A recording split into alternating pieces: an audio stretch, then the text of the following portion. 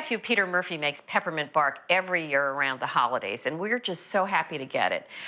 Also because the stuff you buy in the stores is so expensive, this is easy to do. Why not?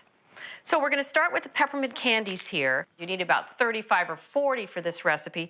We're going to crush these, and when we're all done, we need about a cup. So keep that in mind. And I'm doing this in a double bag so that it doesn't come through, right? And just go to town.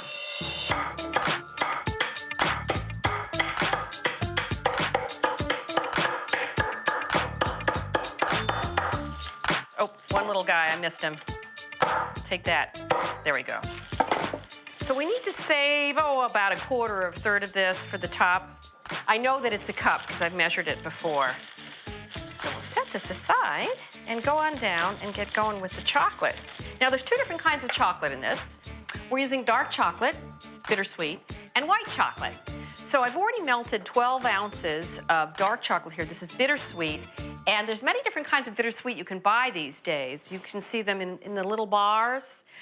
They say 65%, 70%, 85%. What that means is how much cacao is in there, how much cocoa liqueur. And the higher the percent, the more the cocoa liqueur, the stronger the chocolate taste. However, I feel that you get to the point of no return. I'm going to just line this with a little bit of aluminum, and it gets almost bitter. It's almost too much chocolate for me. So my favorite percentage is 65%, which is at the lower end. You can also just use chocolate chips. So let me just smooth this out. Again, offset spatula, one of my favorite tools because you can get in anywhere. Again, doesn't have to be perfectly smooth. We're looking for about 1/8 of an inch thick. That's the most important thing.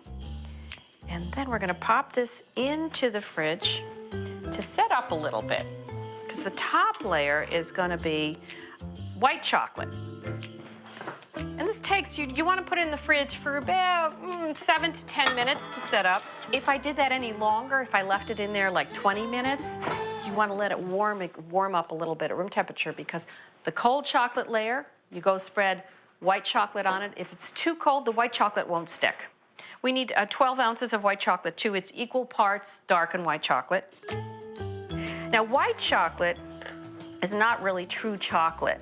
It's cocoa butter. It's the fat part of chocolate. There's two parts of chocolate. There's the cocoa liqueur, which is the chocolate part, and then there's the cocoa butter, which is the fat part. So the cocoa butter is what gives chocolate its mouthfeel, its wonderful creaminess. And when you buy a chocolate bar, there's always cocoa butter in there. This is my giant bench scraper. It's called a cake lifter because you can lift whole layer cakes to frost them. I love this thing. You just have to find a home for it. That's the problem because it's so big. So now I'm going to put my white chocolate over the warm water. So when you melt chocolate, you can set up a double boiler situation. And this is my favorite kind. You put a bowl over barely simmering water. The water shouldn't touch, and the bowl should fit snugly over the top so that no water can come out and get into the chocolate.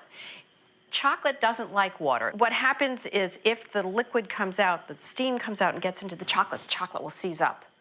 If that should happen to you, don't panic. Add a little bit of flavorless vegetable oil to the chocolate, and it should smooth out just fine. So this is going to take a minute to melt. You just have to be patient. Okay, so we're going to stir in the 2/3 of the crushed peppermint.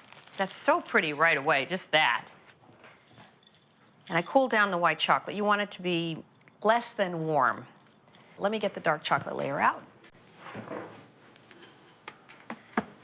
Here we go. And you could do this, speed this up too by throwing it into the freezer if you want. It's gonna go right on top. Oh, that's so pretty, isn't it?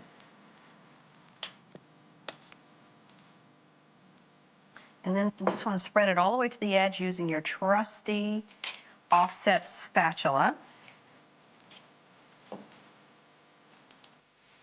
And then the two will become one, meaning the two chocolates will become one. Here's our reserved candy for the top. This would be a fun thing to do with your kids. Obviously, when you're doing the melting part, you want to be in the driver's seat, but in terms of spreading it, it really doesn't matter that it be perfect, and they would have fun decorating it. Wow, how festive. Okay, back into the fridge. Now this needs to set up again for about another 30 minutes, maybe a little longer. That will make it really nice and crisp.